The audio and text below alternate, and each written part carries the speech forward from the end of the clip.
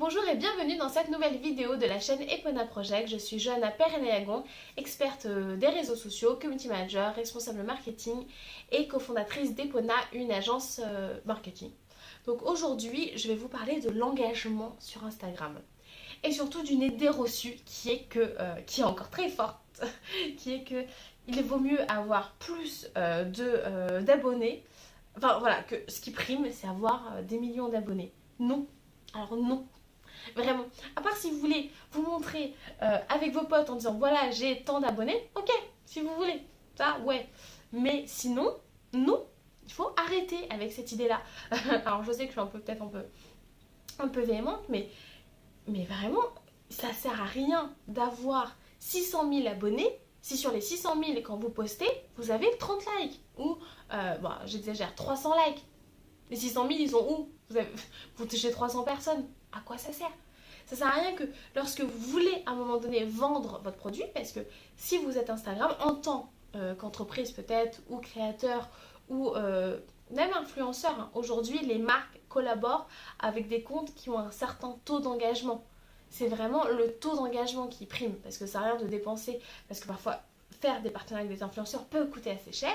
Ça sert à rien de dépenser des mille et des cents si derrière vous avez très très peu de retombées, même si cette personne a soi-disant plein d'abonnés, parce que même la story se monnaie. Donc si vous payez la story même 150 € et qu'au final vous avez eu aucun abonné et pourtant la personne elle est censée avoir je sais pas moi 130K d'abonnés, bah ouais mais ça sert à rien, c'est un truc qui est tombé à l'eau. Il vaut mieux ne pas payer ou payer un petit compte peut-être qui a 1500 personnes, mais quand vous faites la story, il y a tout le monde qui regarde et tout le monde qui va aller voir votre compte et peut-être s'abonner, que vraiment un gros compte où il n'y a aucun taux d'engagement. Aujourd'hui, vous voulez parler à des gens. Le but, si vous êtes créateur, si vous êtes si vous avez une entreprise, vous êtes entrepreneur, le but c'est de convertir derrière. C'est toujours ça. Il faut toujours réfléchir à pourquoi vous êtes sur Instagram. Tout simplement pourquoi. Si vous êtes là dans le but de convertir, d'avoir des clients, de vendre vos services ou de vendre n'importe quoi en fait, de vos services ou produits, et ben, le taux d'engagement c'est ce qui vous servira le plus. C'est plus vous serez proche de vos abonnés, plus vous les considérez comme des personnes et pas seulement des abonnés, plus vous leur parlez, vous échangez, plus ils vont vraiment convertir, ils vont être derrière vous, ils vont porter votre projet, ils seront plus au taquet que vous sur votre projet. Moi, il y en a certains, ils sont mais tellement enthousiastes, mais c'est vos ambassadeurs.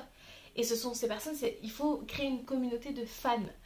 Et c'est vraiment en considérant, en leur parlant, en prenant des commentaires, des likes, et pas forcément seulement en achetant ou en faisant des gros coups d'opération pour récupérer des abonnés qui sont peut-être même pas dans votre niche, même pas dans votre cible. Ça sert à rien de simplement montrer un certain nombre d'abonnés. Il faut vraiment avoir, vous pouvez avoir juste vraiment, je sais pas moi, au lieu d'avoir une barrière peut-être de 100 000 abonnés, déjà, il y a la barrière de 10 000, surtout si vous commencez, mais vraiment une communauté à 10 000 abonnés, ou même à 5 000, 7 000 abonnés, qui est déjà quand même pas mal, hein, parce que c'est quand même 7 000 personnes qui vous suivent. Je sais qu'aujourd'hui sur les réseaux sociaux on voit des grands nombres, mais c'est quand même 7 000 personnes qui vous suivent. Et dans cela, à chaque fois que vous faites, vous avez tout le temps des ventes parce qu'ils sont vraiment, ils aiment votre marque, ils vous connaissent, ils ont confiance en vous, ils sont engagés tout simplement. Dès que vous allez vendre quelque chose, ils vont acheter, même si vous touchez la moitié des 7000 ou quelques, ou je sais pas moi, 500, 600, 700 des 7000, ça fait quand même pas mal de ventes pour le début, quoi, c'est déjà pas mal. Donc voilà, c'est vraiment important d'engager.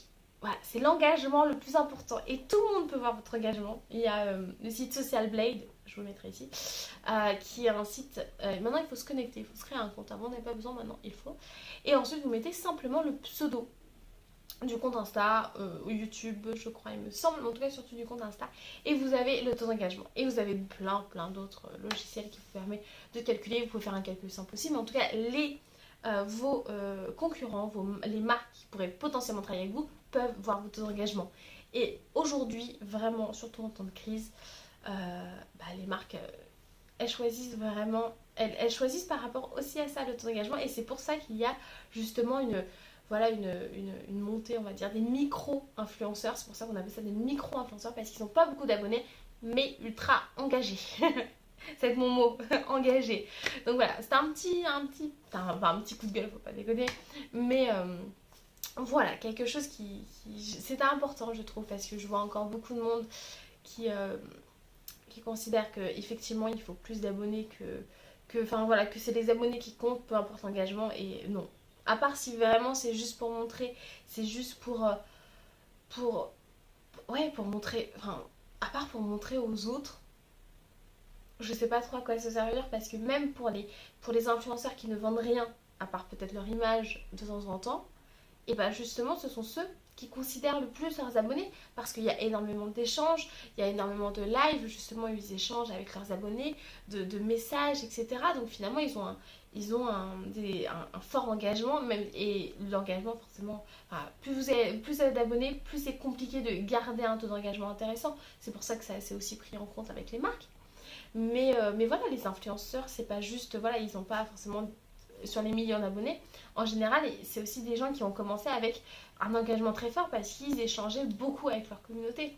Et c'est aussi cela qui fait que dès qu'Instagram va se prendre une idée de ah tiens, je vais les nettoyer tous les abonnés fantômes, parfois il se les fait, l'algorithme se l'est dit il y a quelques temps déjà. Et donc forcément eux ils ont tous baissé, mais ils n'ont pas baissé trop non plus, trop, parce qu'ils avaient quand même une communauté qui était là pour eux. Et c'est ça qu'on veut, il faut qu'ils soient là pour vous. Donc si vous êtes voilà, une petite marque qui débute, déjà ne vous comparez pas à ces influenceurs ou à ces grosses marques qui ont énormément d'abonnés, ça sert à rien. Voilà, il faut d'abord regarder par rapport à vous et par rapport à vos concurrents directs dans la même niche, etc. Déjà, ça, si vous voulez vous comparer à quelqu'un, comparez-vous à vos concurrents déjà. Et ensuite, vous commencez petit à petit, considérez, créer une communauté de fans et surtout au début, et vous aurez vos premières ventes. Et plus vous allez augmenter, vous allez avoir des témoignages que vous allez réutiliser et vous allez à nouveau séduire d'autres personnes, mais vraiment qui auront confiance en vous. Donc vraiment, c'est important. Pensez autant, voire plus, à votre taux d'engagement que au nombre de vos abonnés. Donc voilà, c'était mon petit message. Voilà, j'espère que cette vidéo vous aura plu. Dites-moi ce que vous en pensez. Si vous n'êtes pas d'accord, voilà. N'hésitez pas à me le dire. Moi, je suis tout à fait ouverte au débat. On en parle avec plaisir, toujours dans la bienveillance et le respect, bien sûr. Et sinon, je vous souhaite une très très belle journée. Je vous dis à bientôt.